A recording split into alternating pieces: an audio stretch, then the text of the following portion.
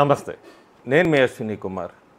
అందరూ అనుకుంటున్నట్టుగా, అనుమానపడుతున్నట్టుగా భారతదేశంలో మాబ్స్ని రెచ్చగొట్టి యూత్ని రెచ్చగొట్టాలని ప్రయత్నాలు జరుగుతున్నాయా?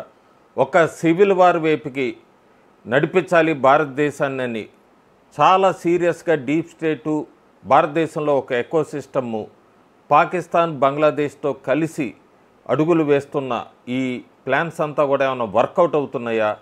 వర్కౌట్ అయ్యే దిశగా వాళ్ళు దాన్ని మోటివేట్ చేస్తున్నారా? ఎక్కడ ఏ అవకాశం వచ్చినా కూడా అల్లర్లు సృష్టించడానికి ప్రయత్నిస్తున్నారా? గత కొన్ని నెలలుగా అందరూ అనుకుంటున్నారు, భారతదేశంలో అనుమాన పడుతూనే ఉన్నారు, భారతదేశంలో ఎక్కడో ఒక చోట అల్లర్లు స్టార్ట్ అవ్వచ్చు, దాన్ని వేరే రకంగా వీళ్ళు తీసుకెళ్ళచ్చు ఈ ఎకో సిస్టమ్. ముఖ్యంగా కాంగ్రెస్ నాయకులు కొన్ని నెలలుగా ఇస్తున్న స్టేట్మెంటు 6 నెలలుగా మోడీ ప్రభుత్వం పడిపోతుంది, లేకపోతే నేపాల్ తర్వాత నేపాల్ లాంటి ఇన్సిడెంట్స్ భారతదేశంలో మొదలవుతాయి, ఈ యూత్ ఈ జంజీ అంతా కూడా ఈ అటాక్స్లోకి సివిల్ వార్లోకి దిగుతారు అంటూ వాళ్ళు ఇస్తున్న స్టేట్మెంట్స్ ప్రస్తుతానికి సెప్టెంబర్ 24వ తారీఖు లడాఖ్లో జరిగిన ఒక యుద్ధ వాతావరణం సృష్టించబడింది. పూర్తిగా అది డీప్ స్టేట్తో అన్నది.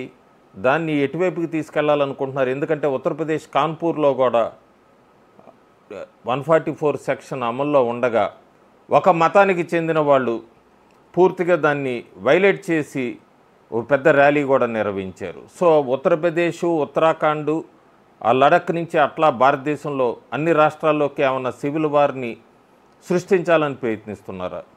అసలు లడఖ్లో ఏం జరిగింది? ఈ లడఖ్లో మనం సిరీస్ ఆఫ్ ఎపిసోడ్స్ చూసుకుంటే సోనం వాంగ్చుక్ సెప్టెంబర్ 10వ తారీఖు నాడు హంగర్ స్ట్రైక్కి కూర్చున్నాడు. ఆయన సెపరేట్ స్టేట్హుడ్ కావాలని, కాన్స్టిట్యూషన్ 6th షెడ్యూల్ కూడా అమలుపరచాలంటూ సెప్టెంబర్ 10వ తారీఖు నాడు హంగర్ స్ట్రైక్ కూర్చున్నాడు. ఈయన హంగర్ స్ట్రైక్ కూర్చున్నప్పటి నుంచి కూడా అంతకు ముందు నుంచే గవర్నమెంటు ఈ ఎపిక్స్ బాడీ దీనికి సంబంధించి అట్లాగే కార్గిల్ డెమోక్రటిక్ అలియన్స్ వీళ్ళతో చర్చలు జరుపుతూనే ఉంది. సిరీస్ ఆఫ్ మీటింగ్స్ నడుస్తూనే ఉన్నాయి. మీటింగ్స్ నడుస్తూ కూడా సెప్టెంబర్ 25, 26 మళ్ళీ ఒకసారి కమిటీతో మీటింగ్ ఉంది. అక్టోబర్ 6వ తారీఖు ఫైనల్ డెసిషన్ అని ఉంది. ఈ లోపలే సెప్టెంబర్ 24వ తారీఖే 25 మీటింగ్ ఉంటే ఒకరోజు ముందే ఎందుకు కాంగ్రెస్ పార్టీ అల్లర్లు సృష్టించింది? ఎందుకు కాంగ్రెస్ పార్టీ అన్నానంటే అక్కడ క్లియర్గా కాంగ్రెస్ కౌన్సిలర్సు అంతా కూడా రాడ్సు, స్టిక్స్ పట్టుకొని ఆ బీజేపీ ఆఫీస్ మీద లడఖ్లో అటాక్ చేయటం విజువల్స్ అన్నీ కూడా బయటపడినాయి. గవర్నమెంటు ఈ లడఖ్ డిమాండ్స్ ఏమైనా ఒప్పుకోలేదంటే ఒప్పుకుంది. రెగ్యులర్ టాక్స్ నడుస్తూనే ఉన్నాయి. హై పవర్డ్ కమిటీ హెచ్పిసితో లోకల్ మీటింగ్స్ నడుస్తూనే ఉన్నాయి.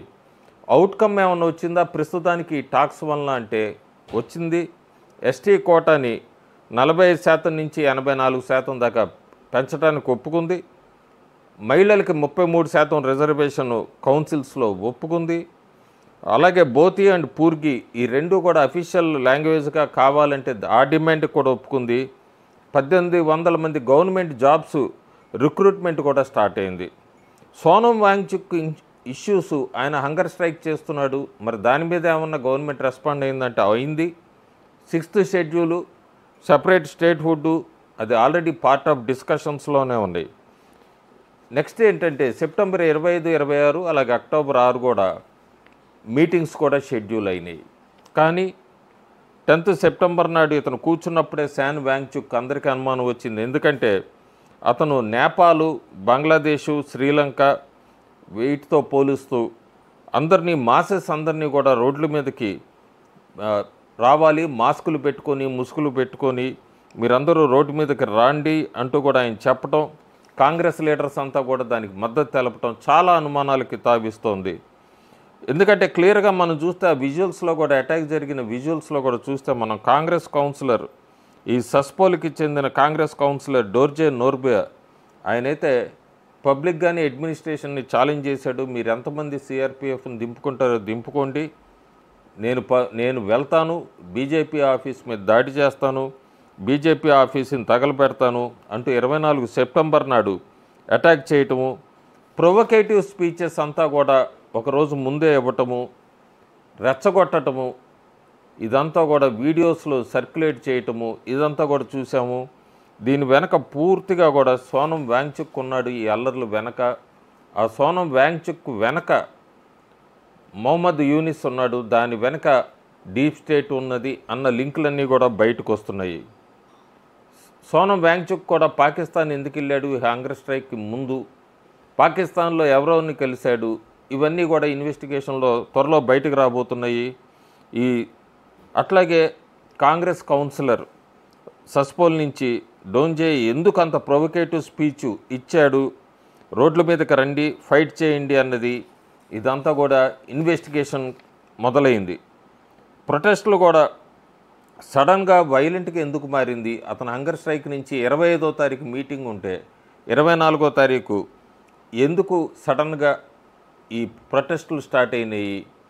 ఈ కాంగ్రెస్కి సంబంధించిన నాయకులంతా కూడా ట్వీట్స్లో ఉత్తరాఖండ్లో జంజీ వాళ్ళు వచ్చారు, ఎక్కడ కూడా జంజీలు వచ్చారు అంటూ కూడా 24వ తారీఖు సోషల్ మీడియాలో ఎందుకు హైలైట్ చేశారు, ఎందుకు ప్రమోట్ చేశారు, జంజీ ప్రొటెస్టులు అన్నది, దీని వెనక ఎంత భారీ కుట్ర ఉన్నది, ఇవన్నీ కూడా బయటికి వెలికి తీయాల్సిన అవసరం ఎంతైనా ఉంది. సోనం వాంగ్చుక్ అయితే రాడ్స్ తీసుకొని రండి ఇవన్నీ అని చెప్పిన వ్యక్తి, మాస్కులు పెట్టుకొని రోడ్డు మీదకి సివిల్ వారికి రండి అని చెప్పిన వ్యక్తి, అల్లర్లో 4 చనిపోయారు, చాలామంది గాయపడ్డారు. ఇదంతా అయిపోయాక ఆయన చేతులు కడుక్కునే ప్రయత్నం చేస్తున్నాడు. నేను ఎక్కడా కూడా అటాక్ చేయమని చెప్పలేదు, నేను జనాలే కోపంతో మాబ్ రోడ్డు మీదకి వచ్చారు అంటూ కూడా అతను చేతులు కడుక్కునే ప్రయత్నం చేస్తున్నాడు. పూర్తిగా డీప్ స్టేట్ యాక్టర్ కింద నటిస్తున్నాడు. ఇతనికి సోనం వాంగ్చుక్కి మొహమ్మద్ యూనిస్తో ఏం సంబంధం, శ్రీలంకలో ఎవరిని కలిశాడు, పాకిస్తాన్లో ఎవరు కలిశాడు, అమెరికా నుంచి ఏం ఆర్డర్స్ వచ్చినాయి, ఎందుకు సడన్గా 25వ తారీఖు మీటింగ్ ఉంది, చర్చలు ఉన్నాయి, ఒక రోజు ముందు ఎందుకు ఇంత అల్లర్లు సృష్టించి ముఖ్యంగా బీజేపీ ఆఫీస్ మీద దాడికి ప్రయత్నించాడు.